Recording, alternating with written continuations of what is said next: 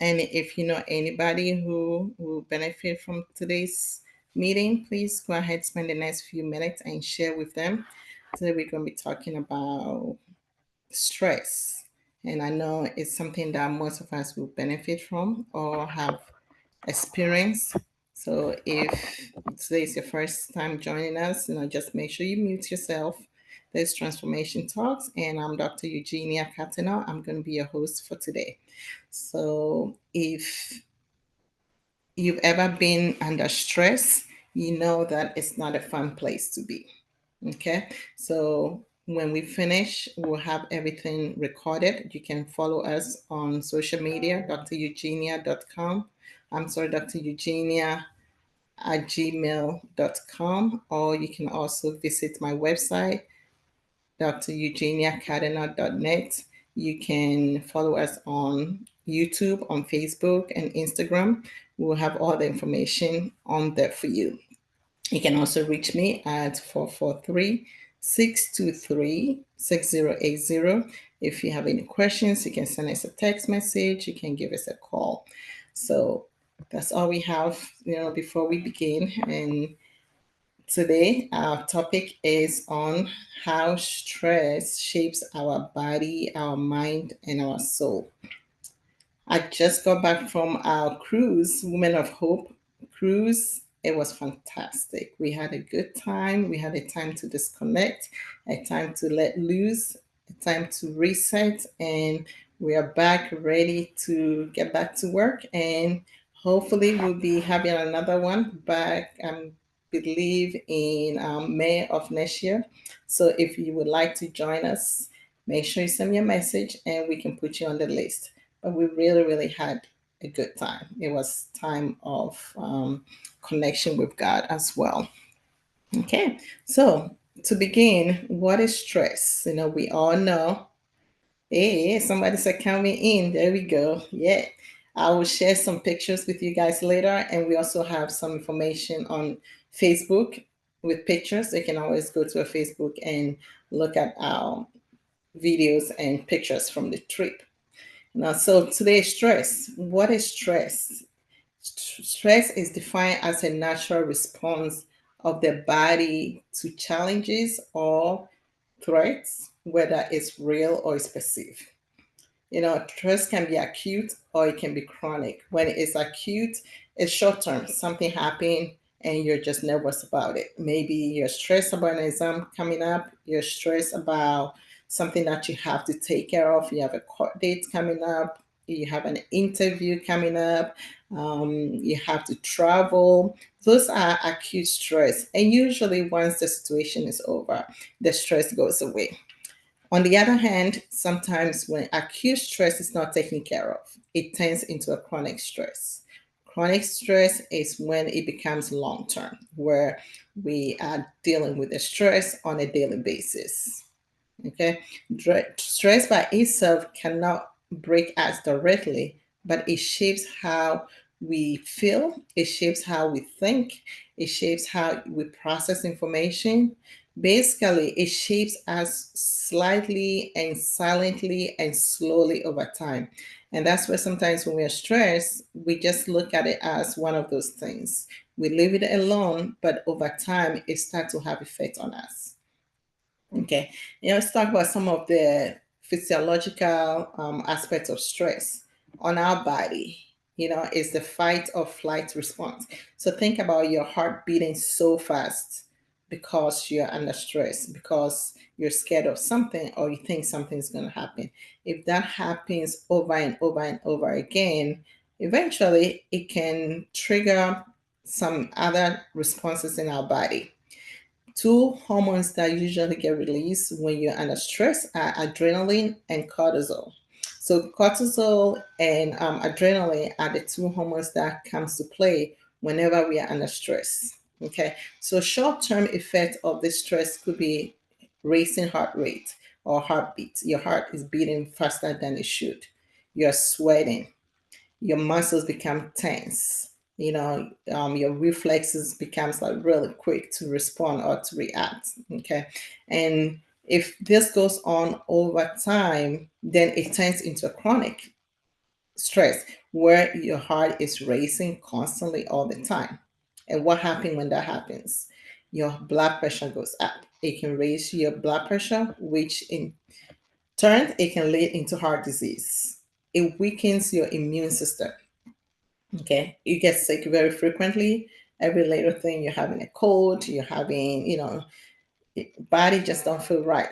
It's because your immune system is weakened because of the stress. So we can play with stress. Okay, we end up gaining weight. Some people lose weight because of the cortisol imbalance, but stress can cause some changes in your hormones, which leads to weight gain, mostly weight gain. Sometimes people lose weight, but mostly weight gain. Okay. It also increases your risk for diabetes because it makes your body produce the hormones that make you get hungry. You eat, and then again, you end up eating the wrong things because of emotions. It can raise your blood sugar. We drink the wrong things because we are under stress. Okay. Um, what are some of the stress effects on our mind? Some of the cognitive effects of stress can be forgetfulness.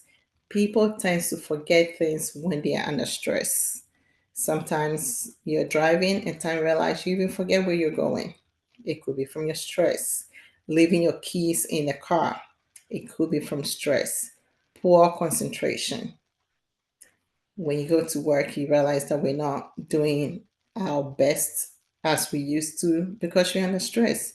You become absent minded, indecisiveness, decision making becomes hard when you are under stress. Some of the emotional effect of stress, irritability. So you get irritated easily by other people, by other things, things that you used to tolerate. Now they say something and you're upset because you're under a lot of stress. If you're a mother, if you're a father, your stress can twinkle down onto your children. Every little thing you get upset with them, you start yelling and screaming on them because you are stressed. And also, anxiety and depression can be a result of stress. So, stress can lead to a lot of things. Neurologically, stress can also affect your memory. Okay, it shrinks the hippocampus, which is, in your brain, and can cause you to, again, forget things easily or don't remember things that you need to do or things that you did. Overactivation of the fear center is called amygdala. It can cause that part of your brain to start overreacting, which we don't want because that makes your fear even increases and every little thing fear comes in. It reduces prefrontal cortex activity. That's where you make decisions. You have self-control. And sometimes things that you used to have good self-control for, now you don't anymore. Maybe you used to drink one glass of wine every other day. Now, because you're losing self control, now we're drinking three, four bottles a day. And we don't even realize how much that is affecting us. Example, chronic stress, could be somebody that goes to work and always getting burnout. When you get burnout at work, a lot of times you can develop chronic stress. That's why it's good to identify stress early when it start coming on. And what about your soul? Your spiritual well-being. Stress disconnects people from peace, from joy, from spiritual balance. When you're under a lot of stress, you can't even make time to pray. You can't even enjoy the things that you once upon a time enjoyed doing. There is an imbalance in your mind and your spirituality, loss of hope, meaning, and purpose in life. Your feeling of isolation, disconnection from God or from faith.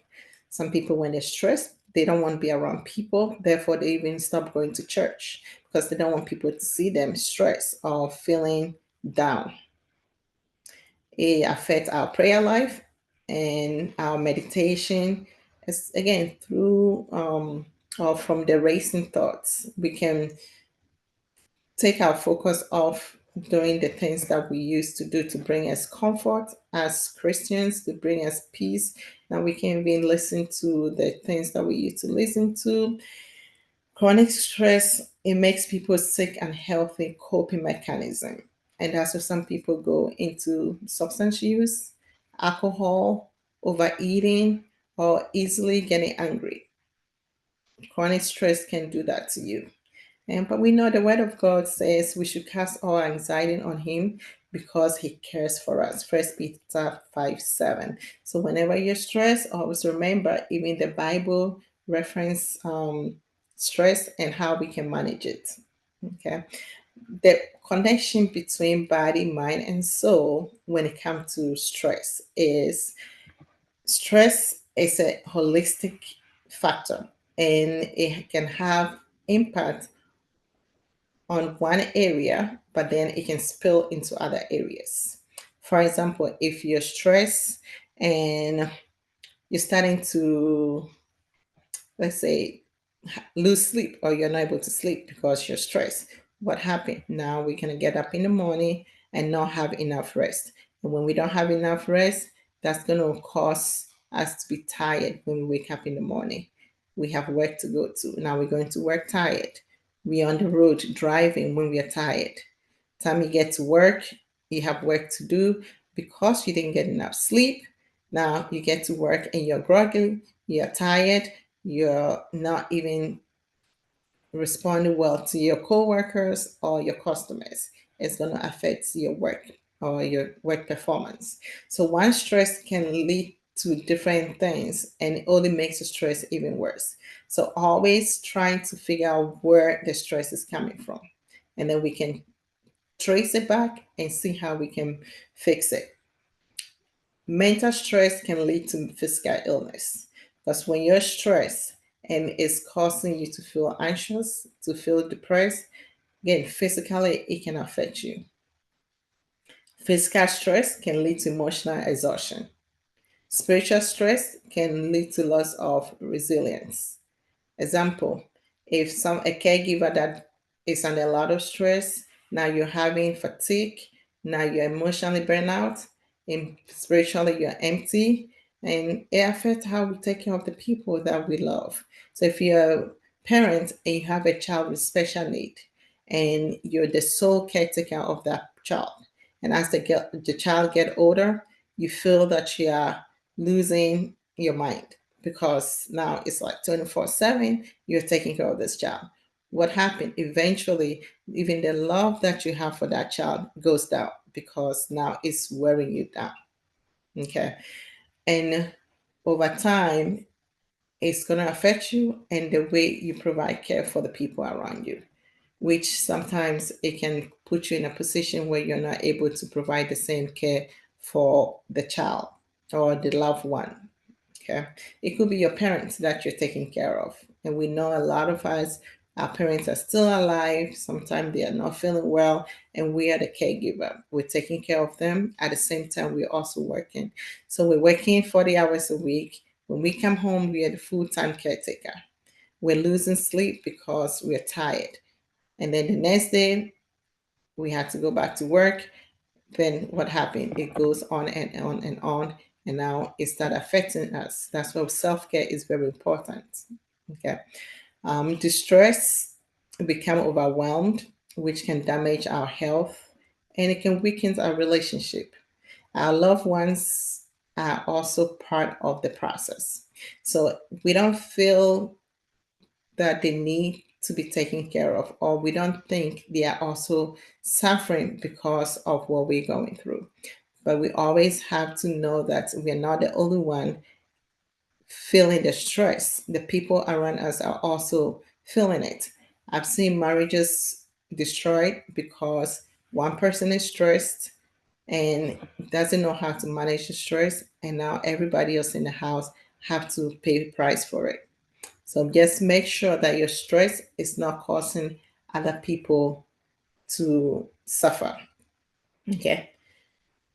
And when we heal the body, the mind, and the soul, it's a balanced thing. Again, it's also a holistic way of dealing with the stress. For the body, we can do some exercises, we can eat balanced meals, we can monitor our sleep and make sure we're getting enough sleep. For the mind, we want to make sure that we're being mindful, we're journaling, we're writing things down, we're doing some breathing exercises that can help us to deal with the stress. But the main thing is we need to find the source of the stress. People makes it feel like stress is normal. Yes, to some extent it's normal and it's manageable. But when the stress start causing other problems in your life, then at that point it's no longer a normal reaction. So if it's the work or your job that is causing the stress, what can we do to avoid that problem? Is it time to look for another job? Is it time to try to find more help so the stress doesn't affect the other side of you? Because think of a situation where you're the main caregiver or you're the one that's providing for the whole family, you're the breadwinner, and because of stress, now you're sick. What happens? Now you can go to work. Now there's no money coming in. And when there's no money coming in, you will be stressed. Your finances can lead to stress if you don't have money to take care of the things that are important to you. So just remember, stress can cause more harm than good. So let not allow it to affect us. Okay. Work school pressures can cause stress. So if you have children and we're overworking them or we're just making them have the mindset that I have to get A or I'm in trouble. I have to get 100%. I have to go above and beyond. Yes, we want to encourage them. We want to make sure they're doing well, they are learning, they are doing their work. But let's not put too much stress on the academics because in the result of them giving you that A and 100%, stress can cause other issues in their life, especially their mental health. So don't expect too much from those children. Let them do their best and always let them know that you're happy with them just the way they are. And they can do their best by putting in their effort, but don't make them overwork themselves, else it's going to cause other mental problems. I've seen situations where children end up getting mental illness because of too much stress that we put on the academics and it overwhelms them. So make sure you're also guiding them and watching them. So when you see any red flags, you can also jump in and let them know that, okay, I see that now you don't even have time for yourself. I see that now you're maybe overeating. I see that now you're isolating yourself. It could be from stress or when they're in sports and they're giving so much in their sports activity and you realize that now they don't even have time for themselves. Set them back and talk to them and see where the problem is so they can try to minimize some of the activities. So I have children that are in 3 4 different sports. Then they will come home, then they have to do homework, then they have to go to sleep, they have to wake up early in the morning, get ready to get on the bus, go to school. That's a lot for a child to endure. So what can we do to reduce some of this stress on the child? Maybe reduce the number of activities that they are doing. Maybe let them get some extra help so they don't feel like they are lacking behind on their studies. So just make sure there is a balance. Balance is the key when it comes to managing stress. Okay. If it's your spouse that you know they go to work full time and come home, now they have to take care of the children, now they have to take care of the husband, or the husband has to take care of the wife. Maybe there are other family members in the house. That can lead to a lot of stress. So, as a husband or as a wife, what are you doing to help your spouse so they don't feel overwhelmed, so they don't feel like everything is falling back on them?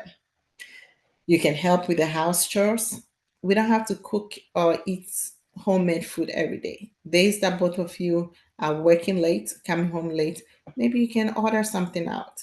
Or you can meal prep so you have food in the fridge. So the days that both of you work late, you don't have to be standing at the kitchen making food. Because all those things causes stress. And over time, it can cause problems in the relationship. They may not be saying anything, they may not voice their opinion, but you can read between the lines because it's a lot to go to work, come home, take care of the family, and then take care of yourself and then make it to work the next day. So always trying to look out for the other people around you. And then stress can also be caused by external factors. So work, school pressures, we already talked about how we put too much work on our children, which can cause them to be stressful. Or even if you go to work, heavy workload. Sometimes we are in a position at work where we are given more work to do than we can handle. Deadlines, sometimes we have exams coming up. How are we balancing life so we're not feeling burnt out? If it's a workplace where you're working long hours, I know 40 hours is the average. Some places they're working 16 hours, 5, 6 days a week. That's a lot that your body may be able to handle. So, can we talk to somebody? Can we try to get more help? In that case, we also have to learn how to say no sometimes. Because if you have deadlines, but you don't have enough time to meet that deadline, it's okay to say no, or it's okay to ask for extension. Don't feel like you have to do it all. So you be that super employee or the employee that does everything that they ask them to do. Yes, it's nice to be a good employee so you can have good reviews, so you can have your annual evaluation look good, but we cannot do that at the expense of your health. Okay. What about financial struggles? Those can also cause stress. Think about it. If you have debt or you have a lot of bills to pay, and let's say you're unemployed, you lose sleep over that. Those are problems that can cause stress in our lives. So financial struggle can bring a lot of stress in our lives. So we can worry about all these things, but if we don't do what we have to do, there's no way we can fix the problem. So instead of stressing over it, why don't we sit down and figure out how can I come up with a solution? Who can I talk to? How can I get out of debt? How can I get a job? How can I pay my bills? So I'm not stressed over our financial problems. Okay. Life changes can cause a lot of stress. When we're moving, you may not think about it, but when you have to move to a new place, it's stressful, especially if it's a place that you're not familiar with. You're moving away from friends and family. Now you have to settle down. You have to meet new people. You have to start life all over again. That can cause stress. Marriage can cause stress. Divorce. If you're going through divorce, a lot of times we think it's just us suffering from their process. But your children are watching you, they're seeing everything that's going on. So make sure that they're not being a victim of your problems sometimes. Okay. Having a baby, especially if this is your first child, you're not aware of what to do or what not to do. Nobody's there to teach you maybe how to bathe the baby. Baby is not sleeping at night. You're not sleeping. Maybe the baby is not feeding. Maybe they're getting sick. All these things can cause stress. So we have to find a coping mechanism. We have to seek help if we need help. So we are not burdened with all this everyday stress. Okay. If we lose a loved one, that is enough to cause stress. Those are part of life changes that can lead to stress. It can cause financial difficulties. It can cause, um, problems with work. It can cause problems with how you handle situation. Because when you lose a loved one, now instead of two income, now it's one income. People, somebody that you are friends with, somebody that you do everything together with, now they're gone. That's enough to cause stress for you. You know, especially if it's somebody that has been part of your life for a long time. It could be a parent, like your mom is there taking care of your children once you're at work. Now they're sick. You have to take care of them on top of taking care of your children. That's life changes. that can cause stress. Okay. Conflict, lack of support, and toxic relationships. Now, sometimes we assume it's okay, it's normal when you are in a toxic relationship. But if you sit back and think about how it's affecting you long term, it can cause more harm than good. So, if it's something that you can give yourself a break, if something that can walk out of it, maybe temporary, maybe permanently, it's better than you sitting in that relationship and watching yourself decay slowly. Okay. Environmental stresses. Things in the environment can stress it out, especially if you live in unsafe neighborhood, gunshots going off every night, noise, pollution, overcrowding. Those are all examples of things that can cause stress in our lives, especially people that live in the city and it's constantly noisy. There's no peace. So you're constantly hearing voices, you're hearing cars driving by, people just making noises. Over time, these things can affect us. So we cannot ignore those things that comes, our way every day that's causing us stress. Internal causes of stress, overthinking. Sometimes we think too much. Perfectionists, we want to be perfect in everything that we do.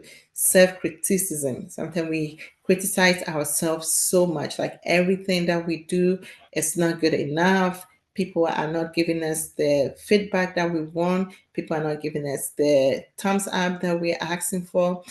It can stress you out. So, negative thinking pattern can lead to stress. Okay. Unrealistic expectations. Sometimes we put too much pressure on ourselves, too many things at one time because we want to accomplish everything. But remember, you can only do one thing and do it well, which is better than doing 20 things and never finish any of them. So when you have expectation, make sure they are realistic expectations and put a time frame to it. We want to lose 100 pounds in 3 months. That's unrealistic. So now we put stress upon ourselves because we are not reaching that goal. Versus, let me take it one day at a time. Maybe let me start from just eating healthy, or let me start by working on losing 10 pounds. Then we see how we can go to the next 10 pounds and then go to the next 10 pounds till we get to 100 pounds. Because we didn't get it in one day and we shouldn't expect to lose it in one day.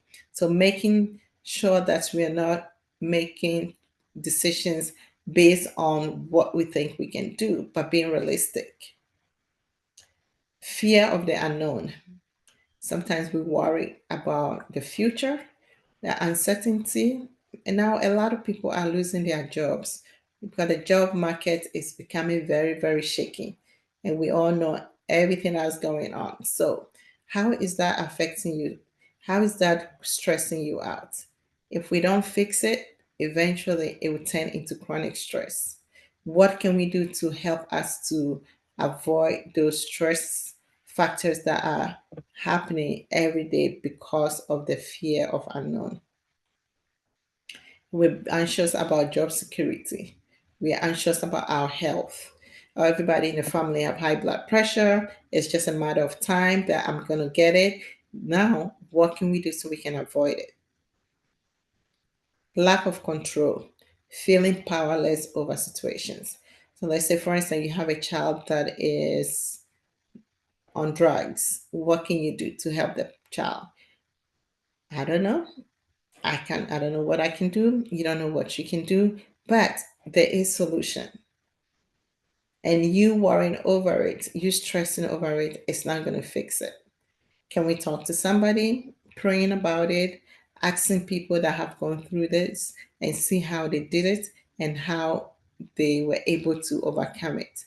Versus us sitting here and just stressing over it, not knowing what to do. At the same time, we're not getting enough rest because we're thinking too much. Okay.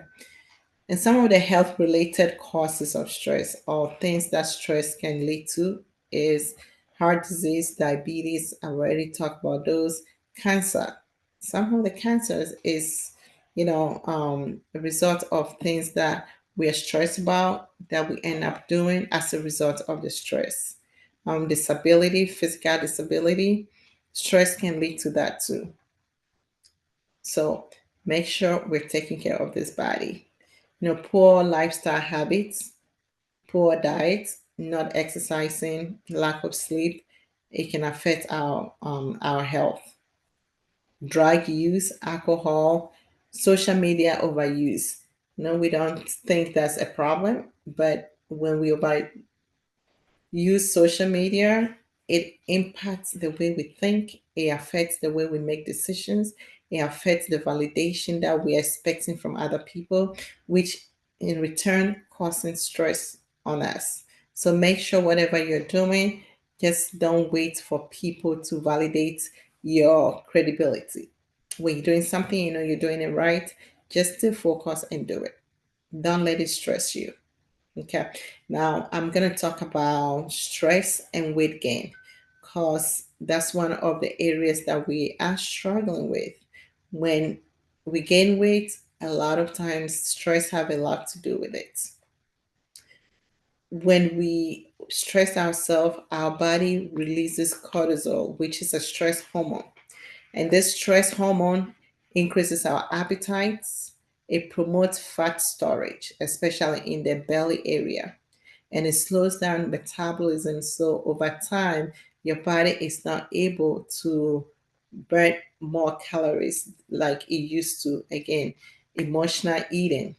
Stress triggers the brain to seek comfort foods, high in sugar, in fat, and in salt. So people say, oh, I'm emotionally eater, or I'm eating because I'm stressed. So eating becomes a coping mechanism instead of hunger driven. So we're not eating because we are hungry, we're eating because we are stressed. We're eating because we are anxious. We're eating because we are depressed. We're eating because we are angry. So our emotions leads us to go eat. So think about maybe a college student who is binge eating ice cream because there's an exam coming up. So that means every time there's an exam, we're going to eat a whole pint of ice cream. So if you have 3, 4 exams in a week, that's how many ice creams we're going to have. Over time, that's going to make us gain weight. Okay.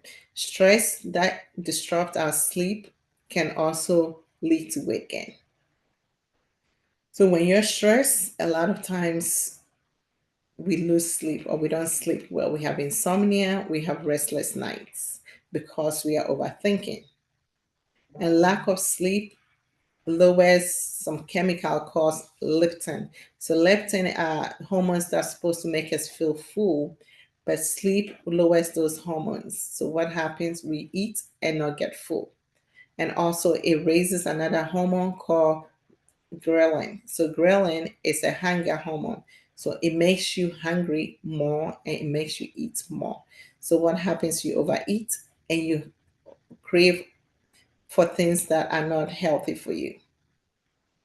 So, for instance, if you're a new mom and we're not getting enough sleep because the baby is not sleeping at night, so now we're up watching the baby, and then whilst we're doing that, we end up snacking late at night without thinking about it.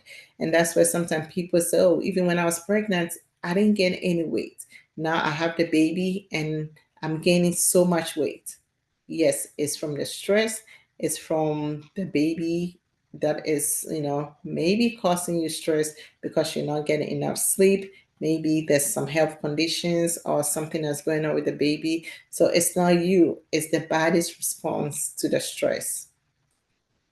Reduce physical activity. Stress causes fatigue, it causes burnout, and low motivation to exercise.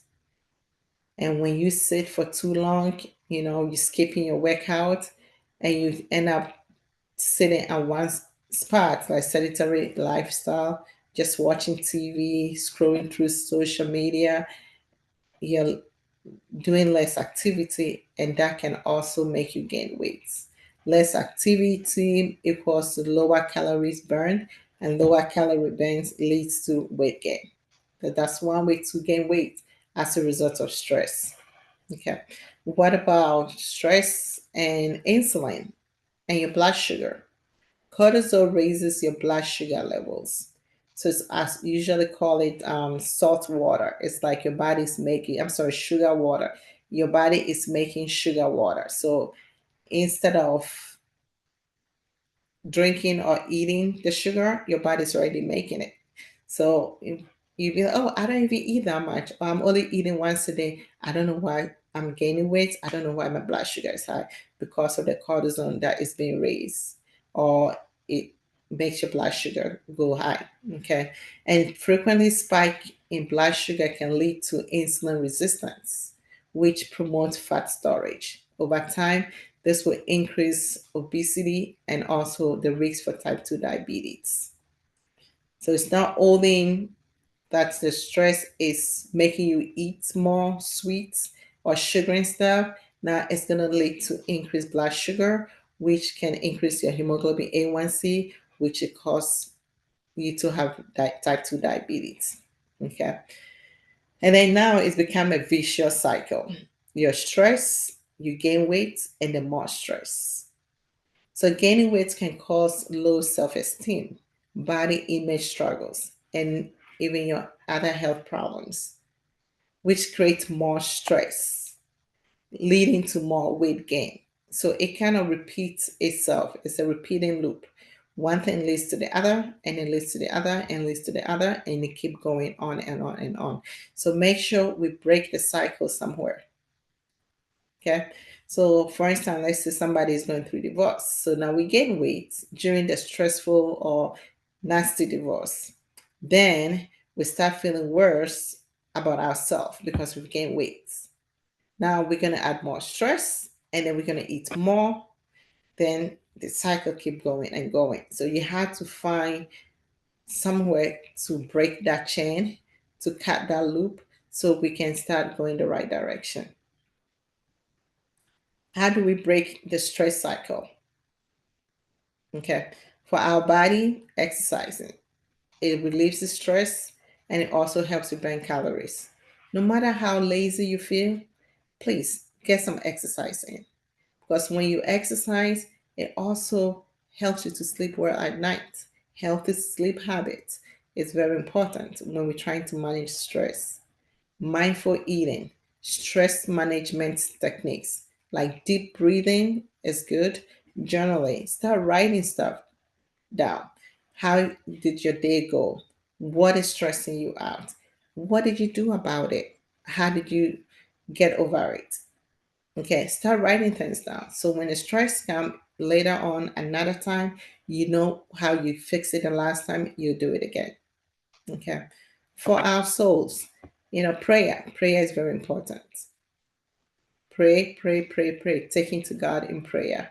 Meditation, gratitude practice. Sometimes we're just not grateful. We think about all the negative things that are going on in our lives and we forget to be grateful for the positive things that are happening to us. So practice gratitude and be thankful.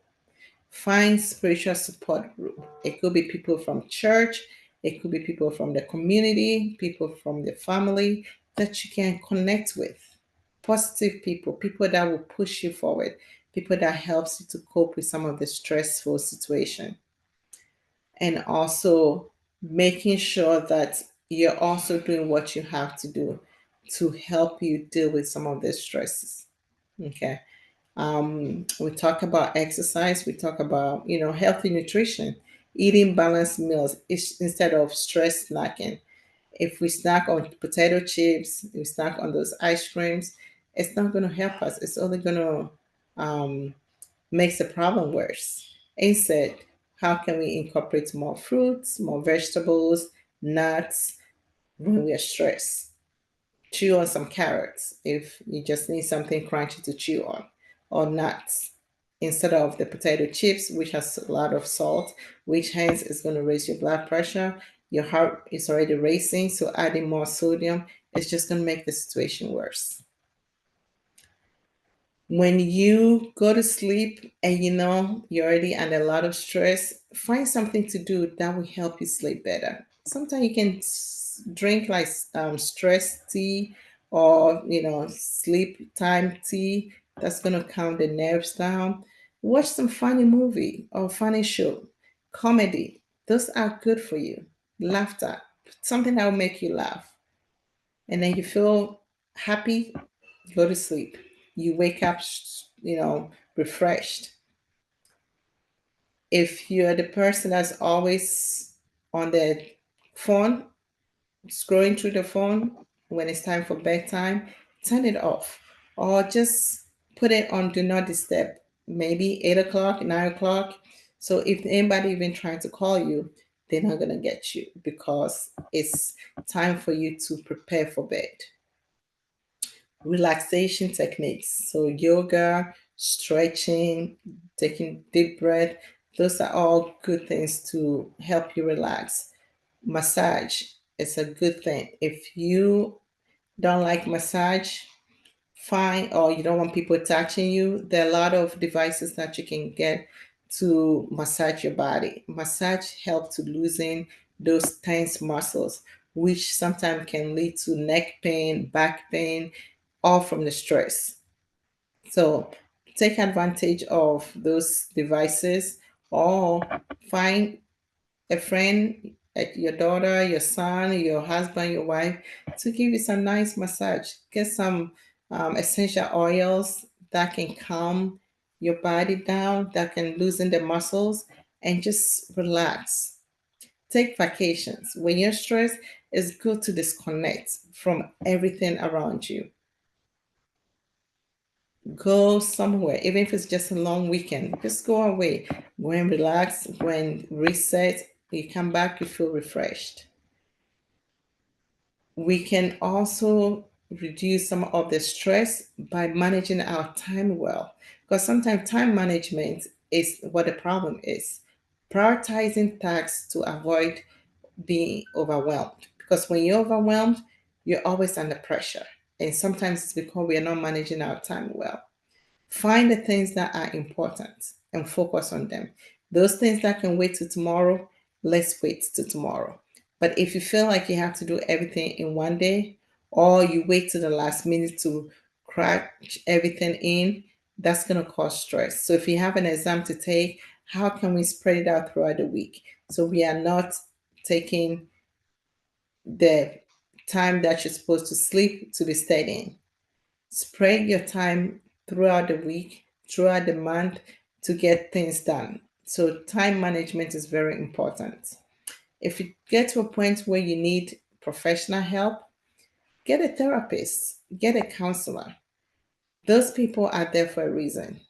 Talking with a mental health professional is a nice way to just release some of the stress because sometimes when you're stressed, it's like having stress in a bottle and it keep filling up and filling up. So it's good to open the bottle and let it out, vent it out. They are there to listen to you. Pour it all on them, and then you go back, you fill it up again, you go back to the therapist, pour it on them. So always remember the therapists, the counselors are there to listen to you, they are there to support you, to help you deal with some of the issues that you're dealing with, and also help with the coping mechanism of some of the stressful things that are happening in our lives. What about some of the social strategies? Talking to friends, family, mentors. We all need a mentor. We all need somebody that we can go to when we are stressed, somebody that we can talk to, or somebody that can listen to us.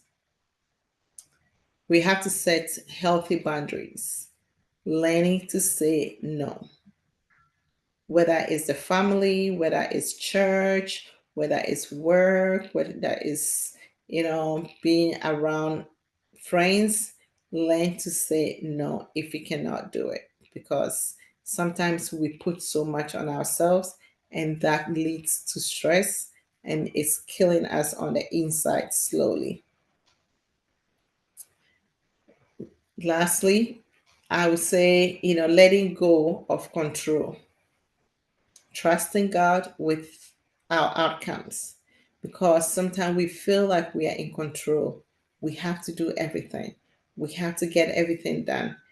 We're not even giving other people a chance to be with us to help us because we want to do it all. It's okay. It's okay to let go sometimes. It's okay to feel vulnerable and let other people help us. It's okay to feel like we are not putting in our best. Give yourself some grace because if we don't, we will stress ourselves out and it can lead to more problems. Okay. So the take home on everything that I'm saying today is stress requires a holistic approach.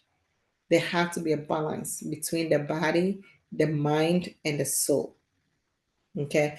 Each person, each one of us can create our own stress toolkit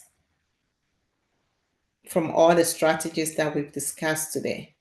We can create a toolkit and put all the necessary tools in there. So when we're going through different stress, we know how to handle it. We know what to do. We know when to say, no, I'm not going to do anything. We don't have to go to all the events because we feel guilty if we don't go because they came to our event. If for some reason you're not able to go, it is okay. And you don't need to give explanation. You don't need to feel bad about it. It's sometimes I just need to rest. I'm sorry, I couldn't make it. This is my little gift. Everybody will understand. And if they don't understand, that's their personal problem. We have to look out for ourselves. We have to do the things that will help us. So then we'll have more energy. So we have more strength to do the things that we need to do for other people one day. And finally, I would say if you're here and you're under a lot of stress and you think it's normal, I'm telling you right now, it's because your body have adapted to it, or you've built immunity to it, or you're just compromising. It's not normal and it's leading to more problems. Please seek help. Talk to somebody. Write down all the things that are causing you stress and think about some of the ways you can release some of the stress. What can we eliminate in our lives to take away some of the stress? What are some of the things that we can bring in to help us manage or deal with the stress? So at the end, we are all happy, we are all healthy, we are all safe. So I'm going to end here and see if anybody have any question for me.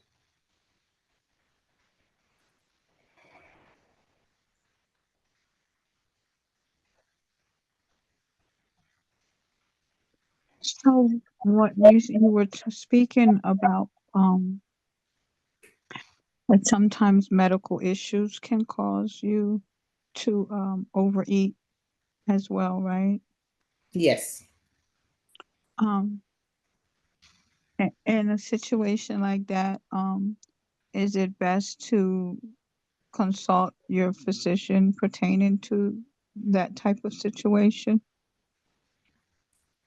Yes. So medical issues, some of the health problems that we experience can alter our mind, it can alter our body, and it can increase the hunger receptors. So it makes you eat more. Or even medications. Some of the medications that we're taking can cause that as well. So when you have any issue, you always need to reach out to your provider, your primary care provider or your specialist, because the only way you can get help is if they know that there's something wrong with you. Because you could be dealing with the issue and you feel like, oh, I'm going to figure it out. But maybe there's a solution. Maybe there's an answer for you. So, for instance, if you have any mental health problem and they have you on antipsychotic or antidepressants, a lot of these medications increase your appetite. And when those increase your appetite, it makes you eat more. And when you eat more, now you gain more weight, and when you gain more weight, now you're at the risk of diabetes, hypertension, high cholesterol. So see how one thing leads to the other. But if you're able to talk to your doctor, hey, I realize that I'm gaining weight, I'm not happy about it. I'm more stressed over it. So, is there anything that can be done? And if there is a solution, I'm sure they will tell you. They may have to change the medication, or they may have to give you another medication that will combat the side effects of the other medication. So, there's always a solution somewhere. So, you don't have to do this by yourself. You don't have to feel like it's a willpower thing or I caused it, so I need to fix it. So it's always best to talk to your provider so they can come up with a solution for you. Thank you. You're welcome.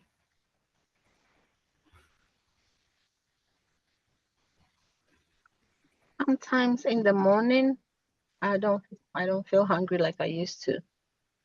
I'm not hungry for a very long time, and I was researching it, and they said that it might be due to high cortisol. Can you please elaborate, talk about that if that's true? So remember, I said cortisol is a hormone. It's like sugar water. So your body producing more cortisol is actually producing more sugar. So sometimes when the cortisol levels are high, it makes you feel like you're not hungry. Or sometimes it may mimic like you're not, your body doesn't need that extra nutrients or extra calories. But when you think about it, most people also will get that because they are not getting enough sleep. But then later on in the day, you're starving. So you end up overeating or eating the wrong things.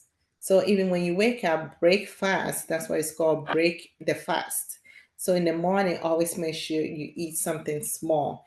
That will give you the energy throughout the day. Again, if you go too long without eating, it also makes your blood sugar drop. And when your blood sugar drops, you start feeling jittery, you start feeling fatigue. You feel tired. So by 11 o'clock, you don't have energy. That's why it's good to eat something in the morning and to help your blood sugar to stay steady. Because each time you eat, your body have to produce insulin, or your pancreas have to produce insulin to break down that food. So if you go too long without eating, once you go and eat later, now your pancreas is fighting to produce more insulin to break down the food that you just ate. And in return, it's going to make you feel more fatigued, more tired, and you feel weak. So it's always good to eat something in the morning to start your day off. Thank you. And you can always have blood work done to just check your cortisol levels. Because sometimes other things may be causing your cortisol level to be high. So they'll do testing. And I think there's even a test that they'll do at different time of the day because some hours of the day or the 24-hour period, your cortisol levels are naturally high. Some other times they are low. So they'll do a testing to see what your levels are and see if other things are causing the cortisol level to become imbalanced.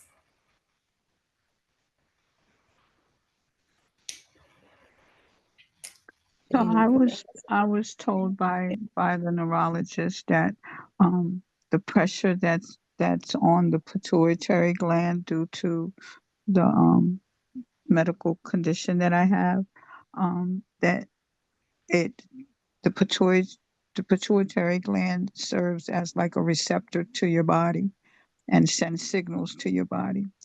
So that's causes me to feel like I'm hungry when I'm really truly not hungry, or it's sending a signal to my body to gain weight when I shouldn't be gaining weight, or it's telling my body to eat when I shouldn't be eating. And in a situation like that, what would you recommend? Because I'm kind of concerned with the sugar levels because they, you know, said that I was pre-diabetic. Um, but Jesus says differently, of course. But he didn't. I How can I? Because if the body is sending the wrong signals and telling my body to um, produce more sugar, right, or insulin, um, that could cause would that be possible for it to cause the sugar levels to go up when in fact they're not really um it's not because I'm overeating sugar or anything like that because I don't eat sugar. But yet my sugar levels are uh up at times. I mean, the body goes through a lot of activities constantly. So if you think of, let's say, somebody that have issue with their thyroid, which again can make your body produce more um, thyroid hormones. Sometimes it can make your body produce less. So when it comes to these hormonal changes in our body, Mhm, we have to identify what the problem is. And if mhm, it's something that medication can fix, mhm, go for it. If something that the medication can help balance things and make things function the proper way as they supposed to, I'll go for the medication. In the same time, you as a person can also identify those triggers. And instead of saying, okay, I'm not hungry, but something is making me want to eat, or those food noises keep coming back to me. Okay, I'm going to eat, but what am I going to eat? Am I going to eat those candies and chocolate? Or would I go get some fruit or vegetable or some nuts or some healthy snack? Okay. So if you know the problem that you have, then you know how to deal with it on a day to day basis. If you know your health condition is making you gain weight, all right, what can I do to help myself improve on the situation? Am I going to be eating late at night? Am I going to be eating fast food versus am I going to make healthy, nutritious meals? Small, frequent meals are better because each time you eat, remember I said your body produces insulin or your pancreas produces insulin. So if mhm, you go too long without eating, naturally you're going to be hungry and you're going to be craving for food that are not healthy for you. mhm, So if you eat small, frequent meals, it helps you to only produce enough insulin to process that food. So every 2 to 3 hours, trying to eat something small and something healthy. That will help with the amount of calories that you put in and also regulate the blood sugar. should we watch some of the fruits that we eat because I did do some research and some fruits are naturally sweetened, so that could also cause your sugar levels to go up. Yes, most fruits have sugar in it. Most fruit are high level of sugar. So most of the fruits that we eat, like pineapple, mango, um, even oranges, banana, pawpaw, all those things have a lot of sugar. So if you're watching your sugar, Mhm, some of the fruits that you want to eat are berries. Berries have what we call low glycemic index because they have low sugar content. When you eat those, it doesn't give you that spike of blood sugar, mhm, you know. So those are better. And again, people say fruits, oh, it's a natural sugar. Sugar is sugar, no matter where mhm, it's coming from. So we got to eat mhm, in moderation. I mhm, if it's a big fruit, one fruit a day. If it's a small fruit, a handful a day. But if you're concerned about your sugar, I would stick to berries. Strawberry, blueberry, raspberry. The berries have low glycemic index and they also mhm, have a lot of antioxidants, which is good for your body. And stay away from the high sugar fruits like mango, pineapple, even grapes. Some grapes are very, very sweet. And mhm. those fruits will spike your blood sugar up. So you would say do the research on the foods that you're going to eat before. Of, You know. that's why you need to count your calories. You need to see where sugar, your carbohydrate, your Mhm, fats, your protein is coming from. Start reading labels, start calculating what you're putting in your body, and Hmm. see how much sugar content is in this. So reading labels is very important, because even if it's fruit that you feel like is healthy, you can't overeat anything. Hmm. Moderation is key. Whatever you're trying to put in your body, I'm okay with it, but just make sure you eat it in moderation. Thank you. You're welcome. And This is Janice. Also, the glycemic index for the bread and the potatoes and those things, they create the carbohydrates, create the sugar. Is that correct? yes, that's correct. And I think that it's very interesting, all the information that you're giving this evening, but I think it's also so important for us to build a supportive community for ourselves when you lose a loved one and you're going through stress, or when you're having health situations, all the different things that cause stress. It's important to build a community that will support you and not be afraid to ask, even if you know sometimes you're going to get a no from someone, but to seek out others to pray with or to help you get a ride to the doctor's office, and not be, shying away from that. But it's also like the medications that you're talking about. The doctor will tell you the side effects, but he may not tell your children or your spouse or your family members may not know the side effects of the medications that you're on. And maybe, I mean, I know people that get very short of patience and different things like that. And it's a lot of it comes from the medications. And if the family knows, they can be more understanding.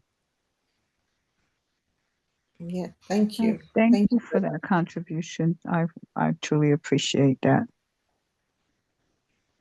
Yes, always ask for help, even if they're going to say no. And also learn to accept help when people offer it. Especially, let's say you're a single parent with children and somebody's offering to babysit for you, please take it. Let them have these kids. Go away for a couple of days. I mean, even if it's just 4 hours, go to the spa, go get your nails done, go find some quiet place to relax, catch up on sleep.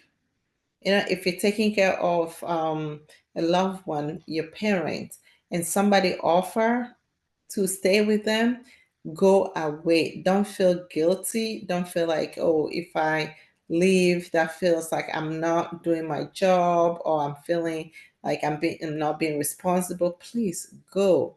Because you need to take care of you to be able to take care of other people. And that's why when you're on the plane, they always say you put your mask on before you're trying to put other people's mask on. But sometimes we're trying to be those superwoman or superman, and we want to do it all. You have more to lose that way than just seeking help and having people help you. That way, when you get through everything, everybody gains from it. I find it challenging for me to say no to family members when they're constantly um, dependent and relying on me to be there for them, and that can be rather not just challenging but draining, e- emotionally, mentally, and spiritually and physically. Yes, it can be very draining. And when you get sick from it, trust me, nobody cares. I already know that one. Nobody cares. And if you're the one that's always helping other people, when you need help, there's nobody there for you, That's absolutely true. because you're taking care of everybody and their situation and their mother and their father and their children. So if you get to a point where you're struggling and you're trying to rely on those people, they are nowhere to be found. Hmm. So you need to That's, take, And that's why I like taking vacations. I like running away when I can. Hmm. That's how I reset. That's how I take my break. So I always look at it. My heart rate is beating or it's racing for 2 months, 3 months straight. If we don't slow it down, nature will slow it down for us. It's like driving a car for 24 hours straight. Eventually, it's going to break down. That you spoke about learning to say no, um, and that's pretty challenging for me. To I have challenges being able to say no to people when they're in need. So how can I, especially when it comes to family, how can I uh, besides praying and how do you learn to say no when you're so prone to always being there for everybody and everybody depends on you, and then at times you want to say no but then you feel obligated, or you feel like you like if you don't do it then they're going to think that, well, that's not very Christian like, because I've gotten that too. So how do you deal with a situation like that? Well, you're not God. We are all under the mercy of God. And you can't do it all. And there are times where you just have to say, no, I'm sorry. I wish I can help you, but I'm not able to. So think about it. If you were in the hospital and that person need help, what are you going to do? Are you going to come out of the hospital and go help them? Or when you're out of town and they need help, are you going to come back and help them? No. So you learn to say no when you cannot add extra work onto your life. If not, they will abuse you. And I know some people would take advantage of your always saying yes to everything. And the one day that you say no, then you're the bad person. But it's okay. It's okay. Sometimes you have to take care of you. You can turn the phone off on those days that you don't want to do anything for anybody, out of reach. Because then they don't have to have you pick up the phone to say no, right? You just don't Right, make that call. But you know they're calling you to get something from you. They can right. the next person, they can take it into prayers, they can figure it out themselves. I mean, as Thank, I like to help people, there are times where I would say, my battery is drained. I need to recharge. Today, I'm not going to talk to anybody. I'm not going to do anything. I'm just going to stay here, relax, or go somewhere and just take the day off. So it's very important for us to learn how to say no. And I have said no to my children. 'Cause I said, Mommy needs to reset. Mommy needs to recharge her battery. Now I'm at 0%. And if I don't charge it, everybody's going to lose. So please learn how to say no if you cannot meet the demands of other people and just the demands of life. It's very important that we learn how to say no. thank you. I think that for me, I feed off of helping other people. It makes me feel like a better person. So I can't blame everybody else. Sometimes, you know, I go ahead when I know that I have things to do for myself and I put other people first. So Hmm. you have to form healthy boundaries. And that isn't easy because A, they're going to try and knock the boundary down. And B, I a lot of times take the boundary away, even though I set it. If they whine and say, oh, but this and that and the other thing, I Yeah, that's what gets me right there. I take the boundary away, and that's where God says, you've got to have faith in me. Hmm. He says, I have people to step in, but you think it has to be you. Who are you? I had other people that were maybe more qualified to step in, but you wanted to rescue them. And Mhm. I feel good rescuing people. And the other thing is that sometimes God says to me, did I ask you to rescue them? Mm. I was in the process of teaching them a lesson, and you Mhm. interfered by coming in and not allowing them to learn their lesson I was teaching them. Mm. And Mm. so I have learned to have more faith in God that A, He has more than me to just meet people's needs, Mhm. and B, sometimes He wants the people to learn. Amen. Amen. Amen. Yeah. Thank you. Yeah. Especially if it's the same people going the wrong direction, getting themselves in trouble all the time, Mhm. keep relying on you to rescue them. Mhm. When are they going to ever learn their lesson? You know, Mhm. those are the times where it's okay, I've helped you the first time, I've rescued you the second time. You know, I'm not God. It's Mhm. okay for people to be upset with us sometimes because we're not falling for all their demands. It's okay. Let me be the bad person sometimes. So it's okay. I mean, as we're all under the mercy of God, they can also take it to God. They can pray, and God can lead them to other helpers. But it doesn't always have to be that one person. That it becomes an abuse.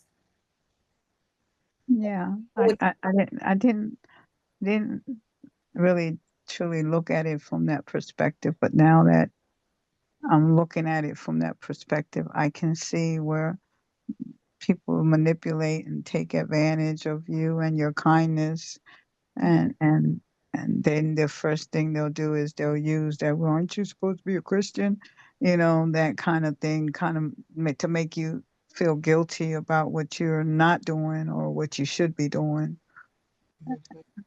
Yes, So I guess it's a matter of being able to discern mm-hmm. the true nature of the real need. Yeah, because you're not God, and you can Right. fix everybody's problem. Because Amen. I'm going to God for my problem, you go to God with your problems, and Amen. I can only do so much. Man can fail you, man will disappoint you, Hmm. will not. So we have So to, it basically comes down to learning self-discipline, even for yourself, setting your own boundaries too, and being able to be disciplined, self-disciplined with your own boundaries that you won't allow anyone else to cross. yes, yes, and you have to be consistent with it. Hmm. Because sometimes we set those boundaries And we're not consistent. I'm good for that. and so, I'm guilty of that. the last time she fall in and she did it, she do it again. I mean, people will manipulate you, people will test you, Hmm. but you got to keep those boundaries and not cross it. Amen. Yeah. Thank you guys so much. Appreciate the contribution. You're welcome. Yeah. So we'll end our conversation for today. We have some exciting topics for October. So don't miss it. If you haven't subscribed to our YouTube channel, please do so. So when something is coming up, we can share with you. Also follow us on Facebook. We put the flyers on there so you can see the date. Please share with people because you never know who this information will help or who is going to benefit from it. So share it. And usually, once we do the recordings, we have it on Facebook, we have it on YouTube, and I usually try to send it out. Share it with the people that you have in your group because somebody may be looking for this information to make some decisions in life. October, we have an attorney, two attorneys that will be talking to us about civil, family law, immigration stuff. So please, when the flyer comes out, share with people so they can all join us to learn the things that we are facing, because these are everyday things that we deal with, and people are seeking for answers and help. So make sure you share the information. And that's going Amen. to be it of our episode for today.